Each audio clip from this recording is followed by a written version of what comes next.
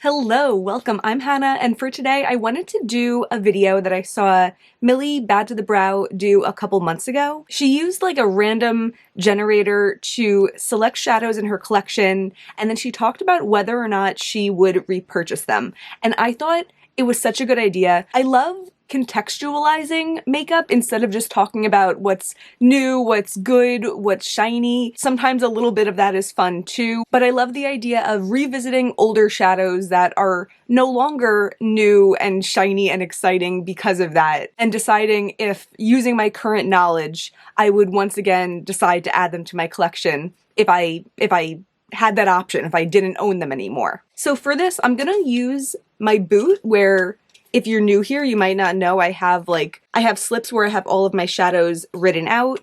I am currently using these to build random palettes over on Patreon, so this is all like good and up to date, but today we're just going to use it to decide which shadows to talk about. So first up, we have Cleona Wall of Ivy. Wall of Ivy is like a gorgeous, dingy green, kind of like an olive green with a warm base. I bought this during their expansion in the summer of 2022 after like a lot of meticulous thought. This was one that I selected, and I see why I did. It's so pretty, but I have considered decluttering it since I've had it because I try to keep a very curated collection with shadows that I regularly get use out of, but I haven't brought myself to do it because it's so pretty. So for those reasons, I feel like it's a shadow that I wouldn't repurchase if I were to lose it or break it or my collection miraculously disappeared, because I don't get use out of it at the time being. The only situation I can imagine where I would repurchase it is if my whole collection disappeared and then suddenly I had so few greens and I was looking for a beautiful green to add to my collection, because I do love the like berry base to this. I think it makes it very like interesting, very wearable. So I like the shadow, but if I lost only this shade, I wouldn't repurchase it. Next up is Cleona Tracery. Cleona Tracery is this beautiful, warm purple. It's one of their glitter shadows, and you could feel the texture to it, as opposed to a shade like Wall of Ivy, which feels very smooth. This is a color that's way more up my alley. I think you could tell by the shirt I'm wearing. I love shades that are pinkish, purplish, and this seems to be both. It seems to be a bit purple in the base and a little bit more pink in the sparkle. I would probably consider repurchasing it, but if I'm being practical, I don't tend to reach for this shadow either. I feel like I have a bunch of shades in this realm that I really love. Nocturne Ash is like their spokesperson from Divina, that's what comes to mind, and that's like one that I know for sure I would repurchase it. And I feel sometimes like if you have one or a couple shadows in your favorite color, you're going to reach for those when you want that color. You're not going to keep looking for more shadows. So although I think it's beautiful, and I think it's possible that if I lost it, then down the line I would be interested in adding it to my collection, it wouldn't be one that I would immediately repurchase. The next shadow is Terra Moon's Veil Nebula. Veil Nebula from Terra Moons is an interesting one because I don't use it very often, but I think of it quite highly.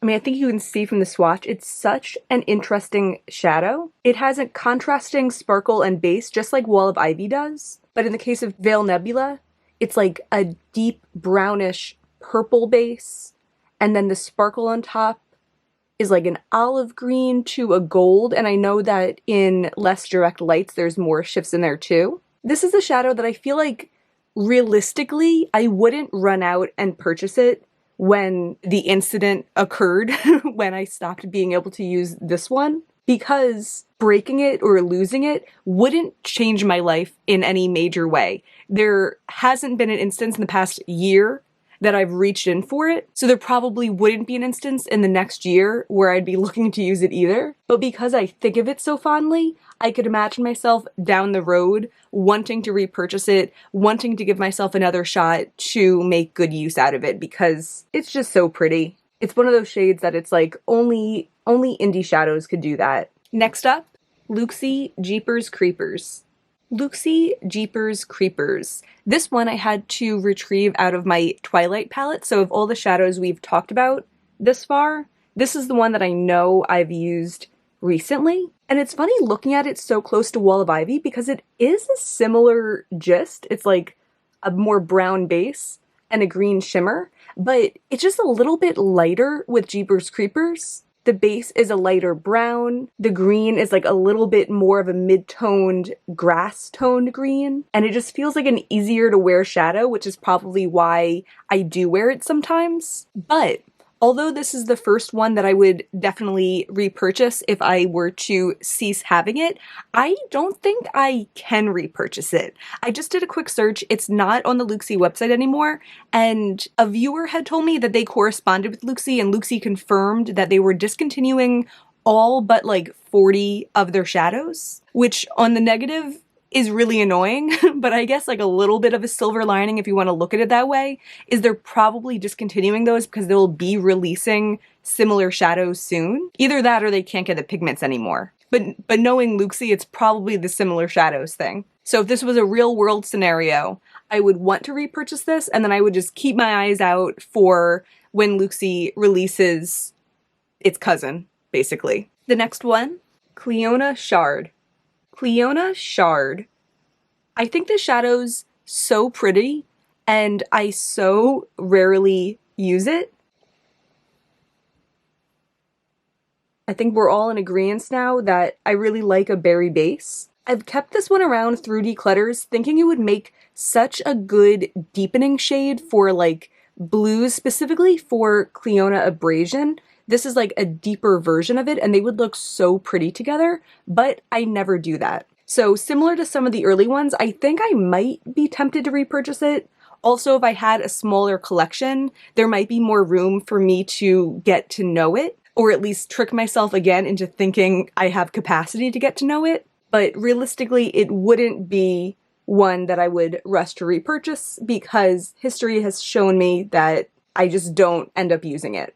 The next one is Terra Moon's Pollocks. This is a good one. I'm excited to talk about this. Pollocks from Terra Moons. This is like a golden yellow shadow with lots of reddish pink sparkle to it, but it's more of like a traditional metallic as opposed to like a really PC shimmer that I tend to prefer. The interesting thing about this one is I have considered decluttering it because I never wear it, but I also don't have that many yellow shadows, so in a way it fills a hole within my collection. At the same time though, I'm not looking to acquire shadows based on filling holes, so I feel like if for some reason I were to not have this anymore, I wouldn't repurchase it. And I also think it's probably pretty rare that I would miss it also. But because I have it, I'll hold on to it and I'll use it in BYOPs. I used it in my yellow palette that I built in December, but I don't think it's something I'd spend my money on now, knowing what I know now.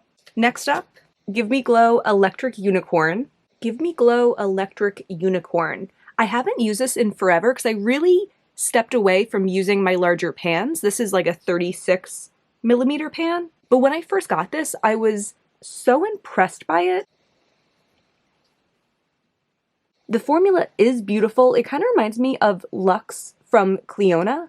I could tell you for sure I wouldn't repurchase it in the large pan size. However, Give Me Glow did recently switch over to using the smaller pan sizes, the 26mm, and I'm actually tempted to give them another shot and see how I feel about the shadows without having the restriction of the pans not matching my other pans. So let me know if you'd be interested in that. So even though my official answer is I wouldn't repurchase it because I rarely wear it, I actually kind of would repurchase it because I want to find out if the reason I don't wear it is because of the larger pan. Next up is Terra Moon's Red Giant. Terra Moon's Red Giant. This is like a reddish iridescent shade, but of all of my inner corner shades, it's one of my least worn ones. It's a very pinkish red. So usually when I want a red inner corner, I go for Cleona Halo, which is a little bit more of a true red. If I want something orange, I do Terra Moon's Phoenix. If I want something pink, I usually do Divina Soleil's. So although I do reach for this occasionally, In fact, I just reached for it recently and I really liked it. It doesn't feel quite as intuitive to me because the color, it doesn't do what I want it to do, and I have other colors that do what I want it to do better. So although I'm happy I have it, I'm happy I'm able to reach for it on the rare occasions that I kind of want like a softer red inner corner. It's not something that I would repurchase if I didn't have it anymore. Next up is Shine by SD Echidna. Shine by SD Echidna. This was part of the collab with M. Jones 5018 and Bizarre Volta. It was like the second collab that they came out with in 2023, and I really like this shadow. It's a chunkier shadow, but it's such a pretty shade of pink. It's like a hot, deep neon pink. That's what I would call it. And it also has like a bit of a warm shift to it. I love this because even for someone who has tried a great deal of pink shadows, this one still feels unique in my collection. I don't have anything else quite like this. So this is one that I actually would want to repurchase, but it seems to be my luck. It was a limited edition collection, so it's no longer available to purchase. So my answer is a figurative yes, but a literal I couldn't. And then the final shadow, Luie Dragon Slayer. Luie Dragon Slayer. This is like a deep emerald green. It has a lovely texture. It's not too emollient. It's not too powdery.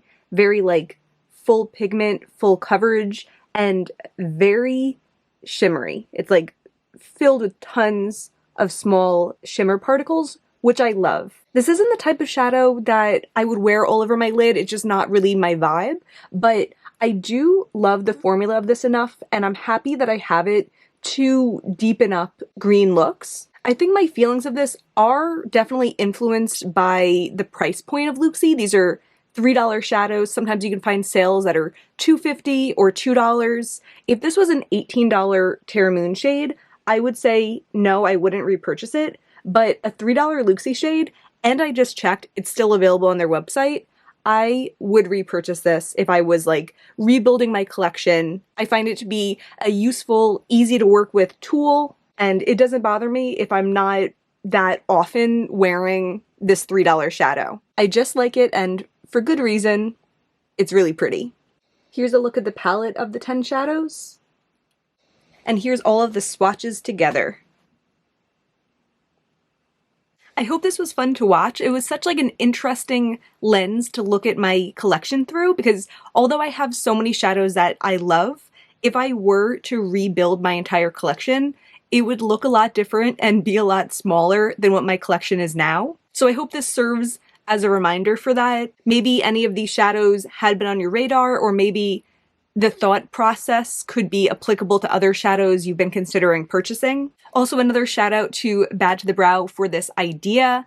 I bet a lot of you have already watched her video, but I'm going to link it down below anyway. It was a lot of fun to watch, and as I said, a lot of fun to do. That's gonna be everything for today. If you enjoyed this, I do have a Patreon with lots more randomly generated content. Each month I'm doing a randomly selected palette and then another video where I do a couple looks with that palette. The most recent video just went up yesterday. I have that link down below if you're interested, of course. I also have a fashion channel that I'm going to link down below. If you enjoyed this video though, please give me a thumbs up and subscribe. Really means a lot to me. Thank you so much for being here. Bye.